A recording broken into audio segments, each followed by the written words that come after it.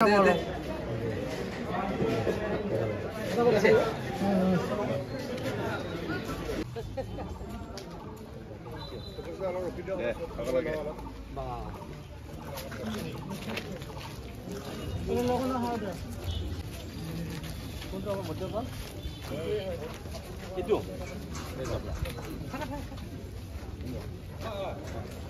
itu di sur lain lagi.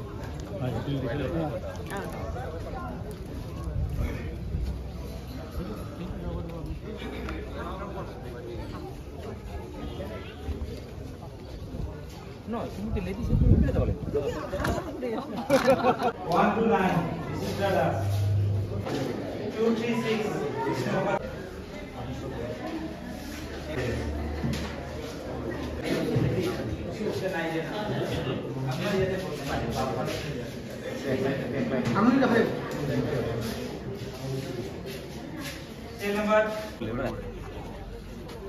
নিৰ্বাচন অনুষ্ঠিত হ'বলৈ গৈ আছে আৰু ৰাইজৰ যিটো উৎসাহ আৰু ইমান শান্তিপূৰ্ণভাৱে ৰাতিপুৱাৰ পৰা ভোট প্ৰদান কৰিবৰ কাৰণে আহিছে গতিকে সেই উৎসাহটো দেখি মই গম পাওঁ যে অনুভৱটো হৈছে যে ৰাভা হাউচ অট'নমাছ কাউন্সিলখনত সকলো ৰাইজে নিজৰ কাউন্সিল মোৰ কাউন্সিল আমাৰ কাউন্সিল ৰাইজৰ কাউন্সিললৈকে পৰ্যবেক্ষণ কৰিছে আৰু আমি বেছিকেলি ক'ত দেখা পাওঁ মানে বিধানসভাত ভোটৰ হাৰটো বেছি হয় কিন্তু বাকীত কম হয় অকণ কিন্তু একেই হাৰত যেতিয়া ভোটদান কৰিবলৈ আহিছে অংশগ্ৰহণ বাঢ়িছে সংখ্যা বাঢ়িছে তাৰ দ্বাৰা এইটোৱে প্ৰমাণিত হয় যে ৰাইজৰ গণতন্ত্ৰৰ প্ৰতি আস্থাৰ বিশ্বাস আগবাঢ়িছে আৰু ভোটদান হাৰ যিমানে বাঢ়িব সিমানেই গণতন্ত্ৰ শক্তিশালী হয় ৰাভা হাউচৰ ভোটদানৰ হাৰ যিমানে বাঢ়িব ৰাভা হাউচৰ গণতান্ত্ৰিক ব্যৱস্থাটো শক্তিশালী হ'ব উন্নয়ন কৰাৰ পক্ষত শান্তিৰ পক্ষত দিল্লী আৰু দিছপুৰে গুৰুত্ব দিবৰ কাৰণে বাধ্য হ'ব আৰু মই আশা প্ৰকাশ কৰিছোঁ ভোটাৰ ৰাইজক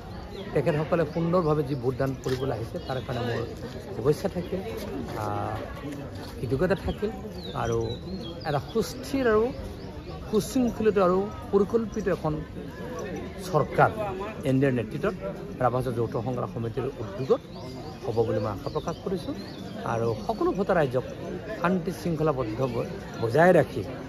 ভোট প্ৰদান কৰাৰ কাৰণে মই ধন্যবাদ জ্ঞাপন কৰিছোঁ আৰু এনেধৰণে আমি কাউন্সিলখনত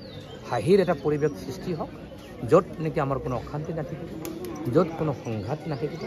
য'ত সদায় সম্প্ৰীতি সমন্বয় আৰু এক আনন্দৰ সমাহাৰ